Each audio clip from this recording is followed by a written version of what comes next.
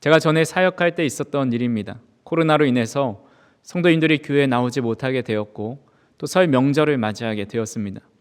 그때 가정 예배지를 보통 종이로 나가게 되었는데 당시 교회에 오실 수가 없으니까 영상으로 제작해서 이제 송출하게 되었습니다. 근데 담임 목사님이 그때 설교를 찍으시고 그 방송실에서 찍은 그 배경 그대로 이렇게 내보낼 수가 없어서 배경을 이렇게 아름다운 자연을 배경으로 이렇게 편집을 하였습니다. 근데 저는 어떤 배경을 할까 고민하다가 그래도 민족의 명절인 설 명절이니까 멋있는 이 기와가 있고 또 전통 한옥집이 있는 곳을 배경으로 해야겠다 해서 하나 사진을 찾게 되었습니다. 푸른 하늘이 있고 또 멋있는 기와가 쫙 나열되어 있는 그런 한옥 기와 지붕이었습니다. 그런데 나중에 목사님이 편집된 영상을 보시고는 아니 왜 나를 절에 갖다가 놨느냐라고 말씀하셨습니다. 제가 볼 때는 전통 한옥 기와 지붕이었고 전통 무늬의 처마 같아 보였지만 이 전통 사찰의 처마와 단청이었던 것입니다. 한국 전통 사찰 건축에서 처마가 이제 하늘을 향해서 곧게 뻗어 있습니다. 이것은 불교에서 말하는 해탈과 깨달음을 상징합니다. 또한 단청 무늬는 우주의 조화, 불법의 영원성, 악기 방지 등의 의미를 담고 있습니다. 그러니까 제 눈에 보기에는 그냥 일반적인 좀 대감집의 그런 기와지붕 처마 같아 보였지만 이 목사님은 사진에 나온 처마와 이 단청의 의미를 알고 있었기 때문에 왜 자신을 사찰에 갔다가 놓았냐라고 말을 하신 겁니다. 아는 만큼 보인다라는 말이 있습니다. 똑같은 삶의 자리와 환경과 경험을 하더라도 경험과 지식, 사고에 따라서 보고 인식하는 것에 큰 차이를 가져다 줍니다. 믿음도 마찬가지입니다. 하나님을 얼마나 경험했는지 또 하나님을 얼마나 아는지에 따라서 믿음이 달라집니다. 어려운 중에도 그 믿음이 빛을 발하기도 하고 때로는 그 빛이 바래지기도 합니다. 팀 켈러 목사님이 시대가 변화함에 따라서 기독교가 겪는 어려움에 대해서 이런 말을 남겼습니다. 우리는 그리스도인이 된다고 해도 사회적으로 아무런 유익이 없는 새로운 시대에 접어들었다. 유익은커녕 오히려 대가가 따른다. 많은 곳의 문화가 점점 신앙에 대해 적대적으로 변해간다. 점점 더 많은 국가에서 하나님, 진리, 죄, 내세에 관한 개념이 사라지고 있다. 이제 사람들에게 기독교는 불쾌할 뿐 아니라 이해할 수 없는 것이 되어가고 있다. 전에는 미국에 예수님을 믿는 사람들이 많아서 등 뒤에서 순풍이 불어 매우 순적하게 신앙생활을 할 수 있었습니다. 하지만 이미 15년 혹은 그 이전부터 세속주의의 맞바람을 맞으면서 믿음의 항해가 점점 어려워지는 것입니다. 영국의 칼럼니스트이자 사회평론가인 멜라니 필립스가 이런 말을 하였습니다. 종교적 기적이나 하나님의 존재와 같은 주장을 받아들이지 않는다. 이런 주장은 신화와 편협이 가득했던 지나간 원시 시대의 미신으로 취급받는다. 미신적인 편협, 점점 세속화하는 세상에 우리 그리스도인들은 소수 집단이 되어버렸습니다. 이런 모습이 미국 신자들뿐만 아니라 한국교회 또 그런 신자들에게까지 미칩니다. 복음을 받아들이고 사람들이 교회로 몰려들어오고 성도들을 좋은 시선으로 바라보는 것이 아니라 불쾌한 기독교, 이해할 수 없는 사람들, 이 땅의 이방인이요 나그네와 같은 사람들로 여기고 있습니다.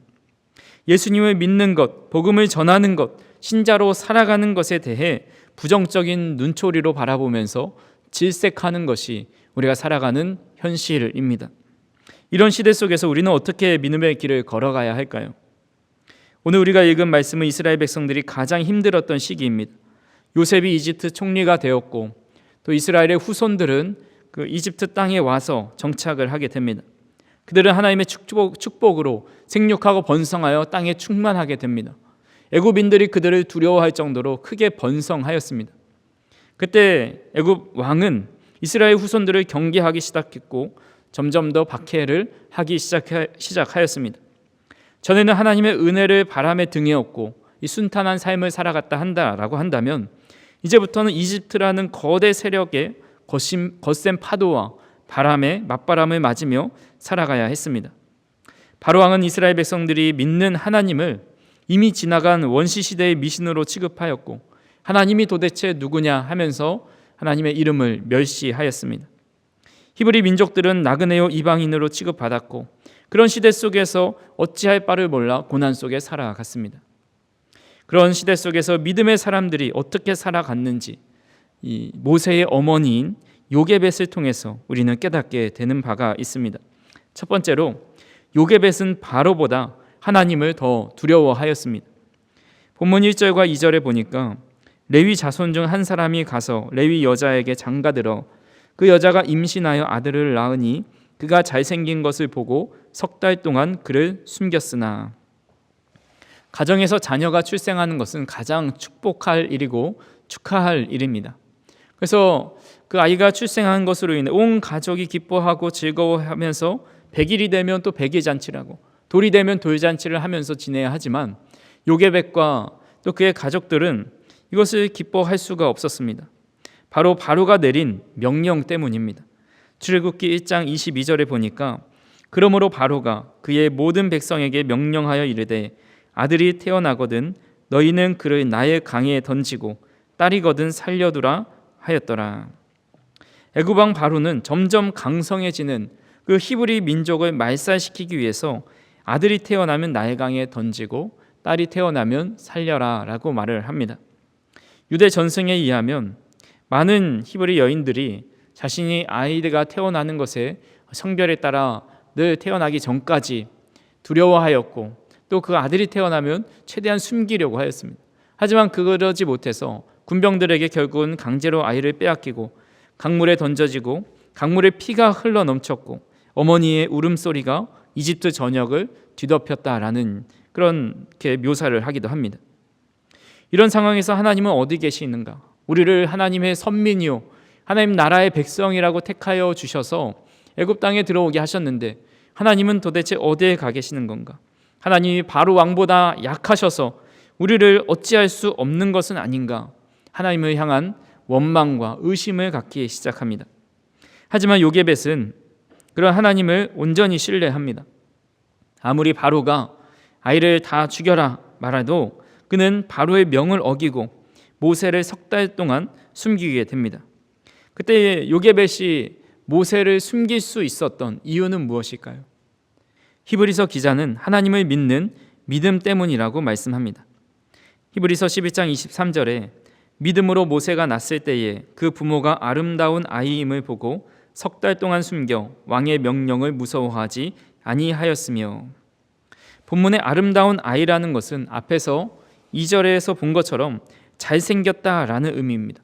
단순히 외모가 잘생기고 아름다운 것이 아니라 하나님의 형상으로 창조되어서 아주 심히 보시기에 좋았다라는 의미입니다. 즉 심히 보시기에 좋은 주님의 자녀를 받았으니 이것을 자신의 목숨과 같이 여기는 것이 마땅한 사명으로 하나님의 명령으로 받은 것입니다. 제이비 필립스의 당신의 하나님은 너무 작다라는 책이 있습니다. 그 책에서는 왜곡된 하나님의 이미지에 대한 내용이 나옵니다. 사람들이 흔히 가지고 있는 잘못된 하나님에 대해 몇 가지를 좀 살펴보면 하나님을 항상 감시하고 벌을 내리는 경찰관처럼 여기는 것입니다. 또 위급한 상황이 되면 하나님을 찾지만 평소에 하나님과 상관없는 삶을 살아가는 구급차 하나님으로 생각하기도 합니다. 또는 하나님을 단순히 도덕적 교훈을 주는 존재라만 여기는 최고의 선생으로서의 하나님으로 생각합니다. 하나님을 착하고 온화한 할아버지처럼 여기면서 모든 죄를 다 용서해 주시는 존재로만 생각합니다. 하나님을 믿으면 항상 성공과 부와 건강과 축복을 보장해 주는 존재, 하나님을 교회 안에서만 존재하는 하나님으로 여길 때가 있다라는 겁니다. 하나님은 우리가 생각하는 것보다 훨씬 더 크시고 위대하신 분인데 우리는 종종 우리가 경험하는 것, 우리가 알고 있는 것, 우리가 생각하는 그 테두리 안에 갇혀서 하나님을 그렇게 작은 하나님으로 생각할 때가 있다라는 겁니다. 하지만 성경은 분명히 말씀합니다. 시편 47편 2절에 지존하신 여호와는 두려우시고 온 땅의 큰 왕이 되심이로다. 또 시편 95편 3절에서 5절에 여호와는 크신 하나님이시요 모든 신들보다 크신 왕이시기 때문이로다. 땅의 깊은 곳이 그의 손 안에 있으며 산들의 높은 곳도 그의 것이로다. 바다도 그의 것이라 그가 만드셨고 육지도 그의 손이 지으셨도다. 아멘. 하나님은 만왕의 왕, 또 만주의 주이십니다. 이 세상을 만드시고 통치하시고 다스리시는 하나님이십니다. 요게벳은 하나님에 대한 이런 바른 인식이 있었고, 바로를 바라볼 때 하나님보다 못한 존재, 하나님보다 약한 존재, 그의 말보다 하나님의 말을 듣는 것이 현명하고 더 위대하라는 그런 믿음이 요게벳에게 있었다라는 것입니다. 그래서 바로의 말을 두려워하는 것이 아니라 하나님의 말씀, 자신에게 맡겨주신 그것을 쫓으며 살아가는 마음이 있었습니다. 성도님들은 하나님을 어떤 분이라고 생각하십니까? 단순히 경찰 하나님, 구급차 하나님, 또 선생이시고 신사이시고 성공을 보장하시고 교회 안에만 계시는 하나님이라 생각한다면 그 하나님은 우리의 일상의 삶에서 아무런 힘도 영향력도 발휘할 수 없을 것입니다. 하지만 하나님은 만왕의 왕이시오, 만주의 주이시오, 모든 세상의 헛된 신보다 가장 뛰어나시고 우리의 삶을 다스리시고 통치하시는 최고 통치자라 여긴다면 우리는 바로와 같은 세상의 말을 듣는 것이 아니라 하나님의 말씀에 순종하며 살아갈 수 있게 될 것입니다. 그렇게 우리 성도님들이 하나님에 대한 바른 인식, 아는 만큼 보인다 하는 것처럼 더 많은 하나님을 이해하고 또 경험하고 우리가 아는 것을 넘어서시는 하나님이라는 사실을 깨닫고 그 하나님을 온전히 신뢰하고 경외하는 저와 우리 성도님들이 되기를 간절히 소망합니다. 두 번째로 요게벳은 하나님에 대한 바른 인식이 있었기 때문에 그의 아들인 모세를 하나님의 손에 믿음으로 맡겨드릴 수 있었습니다. 본문 3절 말씀입니다. 더 숨길 수 없게 되매 그를 위하여 갈대 상자를 가져다가 역청과 나무 진을 칠하고 아기를 거기 담아 나의 강가 갈대 사이에 두고. 요게벳은 어떻게든 모세를 3달 동안 숨겼습니다. 하지만 본문에 더 숨길 수 없게 되었다라고 말씀합니다. 여기까지가 요게벳의 한계입니다. 그는 한계가 찾아왔을 때 어떻게든 그것을 억지로 막 붙잡고 있는 것이 아니라 자신의 한계를 인정하고 모든 것을 하나님께 맡겨드렸습니다. 그는 갈대를 엮고 상자를 만들고 역청과 나무진을 칠해 방수 처리를 합니다. 그 안에 아들을 넣었습니다. 그래서 요게벳이 이 갈대 상자를 만들었는데 갈대 상자가 히브리어로 테바입니다. 이 테바라는 단어는 성경에 딱 2곳이 등장하는데 바로 한 곳이 이 모세를 담은 갈대 상자이고 또 하나가 노아가 만든 방주입니다. 노아가 만든 방주는 배가 아닙니다. 기본적으로 배는 이 동력 장치가 있습니다. 돛을 만들든지 노를 만들든지 모터를 달아 놓든지 추진력을 받을 만한 이런 추진 장치가 있어야 하는데 방주에는 창문 하나와 출입문 하나밖에 없습니다. 또한 방향을 조정할 수 있는 키가 있어야 하는데 방주에는 키도 없었습니다. 한마디로 물에 떠다니는 커다란 상자에 불과하였습니다. 방주는 물이 세상을 다 덮어버렸음에도 파손하지 않고 하나님께서 원하시는 땅 아라랏산에 정확하게 정박하게 됩니다. 즉 노아가 만든 방주는 하나님을 향한 믿음의 결과입니다. 하나님의 말씀대로 순종하면서 살아갈 때 하나님은 구원을 주신다라는 믿음이 있었고 그 믿음이 있었기 때문에 방주를 만들어 그 안에 들어갈 수 있었던 것입니다. 마찬가지로 요게벳은 자신의 손으로 키울 수 없는 모세를 갈대 상자에 담아서 나의 강가 갈대 사이에 두었습니다. 하나님께서 이 아들을 구해 주실 것이라는 믿음이 있었기 때문에 그를 갈대 상자에 넣어 하나님 손에 맡겨 드릴 수 있었던 것입니다. 우리가 잘 아는 시편 37편 5절에서 6절에 이렇게 말씀합니다. 내 길을 여호와께 맡기라. 그를 의지하면 그가 이루시고 내 의를 빛같이 나타내시며 내 공의를 정오의 빛같이 하시리로다. 아멘. 우리의 삶에서 예상치 못한 일들, 또 감당하기 어려운 문제들을 만날 때가 많이 있습니다. 그것을 우리의 손으로 어떻게 해보려고 애를 쓰지만 한계에 부딪히게 될 때 우리는 그것을 내려놓고 하나님 손에 다 맡겨드릴 수 있어야 합니다. 하나님께 맡긴다는 것은 우리가 아무것도 하지 않고 두 손 놓고 있는다라는 것이 아니라 요게벳처럼 할 수 있는 한 최선을 다하면서 하나님께 맡겨드리는 것을 의미합니다. 연평안이 부른 요게벳의 노래라는 복음성가에 이런 가사가 있지요. 너의 삶의 참주인 너의 참 부모이신 하나님, 그 손에 너의 삶을 맡긴다. 너의 삶의 참 주인, 너를 이끄시는 주 하나님, 그 손에 너의 삶을 드린다. 우리의 삶의 참 주인은 바로 우리의 참 아버지가 되시는 하나님이십니다. 우리는 우리의 삶의 모든 문제를 그 하나님 앞에 맡겨드릴 수 있기를 간절히 소망합니다. 우리 가정의 문제, 자녀의 문제, 사업과 하는 모든 일들의 문제, 우리가 어찌할 바를 알지 못하면서 그저 그것을 붙잡고 있는 모든 문제를 주님 앞에 맡겨드리는 믿음이 있기를 간절히 소망합니다. 마지막으로 요게벳이 하나님을 믿고 모세를 맡겨드렸을 때 하나님의 은혜를 경험할 수 있게 되었습니다. 요게벳이 갈대 상자를 엮어서 상자를 만들고 역청과 나무진을 칠해서 방수 처리를 합니다. 그리고 갈대 상자를 나일 강가 갈대 사이에 둡니다.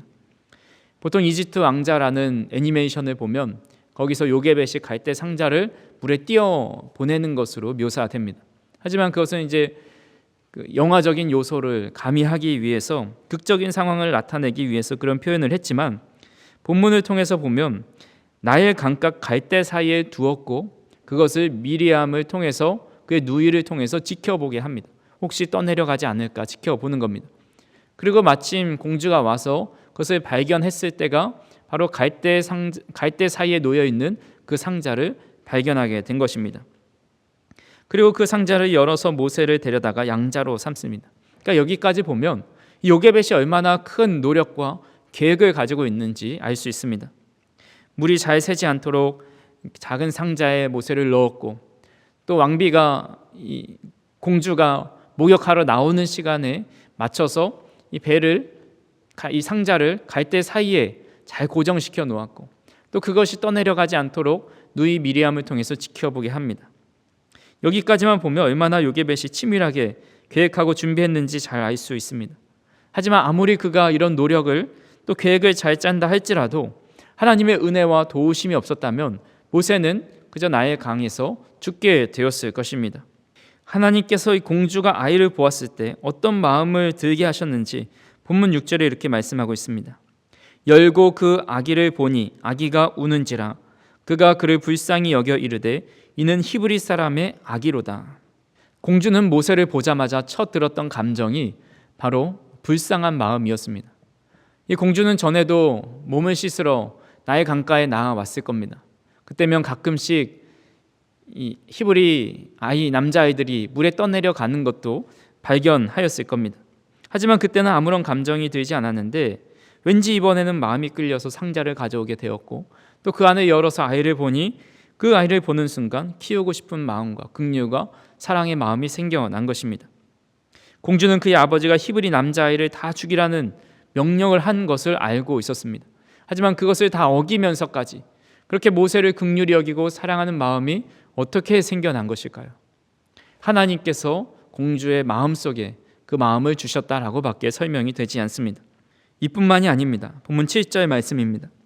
그의 누이가 바로의 딸에게 이르되 내가 가서 당신을 위하여 히브리 여인 중에서 유모를 불러다가 이 아기에게 젖을 먹이게 하리이까. 당시 애굽 왕에게 이런 아이를 키울 만한 유모가 없었겠습니까? 근데 이 공주는 미리암이 하는 말에 그래 그럼 그렇게 해라 하면서 히브리 산파를 구하는데 그 히브리 산파가 바로 모세의 어머니입니다. 모세의 어머니 손에 모세가 길러지게 되었고 아무런 눈치 보지 않고 당당하게 기르고 또한 그에게 양육비까지 받아가면서 키울 수 있는 은혜가 생겨났습니다. 유아기 교육학자들은 유아기를 가리켜서 인생의 가장 왕성한 발달과 학습이 이루어지는 시기이며 바람직한 인간으로 성장하기 위한 기초를 쌓고 잠재력을 개발해가는 시기다라고 말을 합니다. 그래서 생후 6개월 그리고 6세까지 이 아이 교육이 평생을 좌우한다라는 말을 하기도 합니다. 학자들은 당시 만 3, 4세 정도의 젖을 떼었기 때문에 아마 모세도 3, 4세 많아야 5세까지 그의 어머니 요게벳으로부터 양육을 받았을 거라 생각을 하고 있습니다. 가장 중요한 시기인 이때에 어머니로부터 양육을 받고 그가 히브리 민족이고 하나님께서 자신의 백성들을 택하시고 구원하실 것이다 라는 사실을 귀에 못이 박히도록 들었을 것입니다. 그렇게 교육을 받은 모세는 성인이 되어서도 그 정체성을 잃어버리지 않고 자신의 동족이 괴롭힘을 당하고 맞을 때에 오히려 애굽 사람 편을 드는 것이 아니라 히브리 사람 편을 들어서 그 사람을 죽이고 말게 됩니다. 요게벳이 모세를 하나님 손에 맡겨드렸을 때에 공주의 마음에 긍휼의 마음이 생겨났고 그를 물에서 건져내 구원해 주었습니다. 그리고 그의 어머니 손에 자라게 하면서 하나님 나라의 백성, 택하신 민족이라는 정체성을 형성하게 되었습니다. 이스라엘 민족을 애굽에서 건져내는 위대한 모세가 이때부터 탄생하게 된 것입니다. 우리는 하나님이 크고 위대하심을 알고 있습니다. 하지만 하나님은 언제나 우리가 상상하는 것 이상으로 크고 놀라우신 분이십니다. 우리가 하나님께 문제를 맡겨드릴 때 우리가 생각하는 것보다 더 크고 놀랍고 비밀한 일들로 인해서 우리의 삶 가운데 그 문제를 해결해 주시고 이끌어 주시는 분이십니다. 그래서 우리는 우리의 삶에 불안하게 만드는 것, 두렵게 만드는 것, 슬프게 만드는 것, 어찌할 수 없는 삶의 문제, 자녀와 자녀의 신앙의 문제, 미래에 대한 걱정들을 하나님께 믿음으로 맡겨드릴 수 있기를 간절히 소망합니다.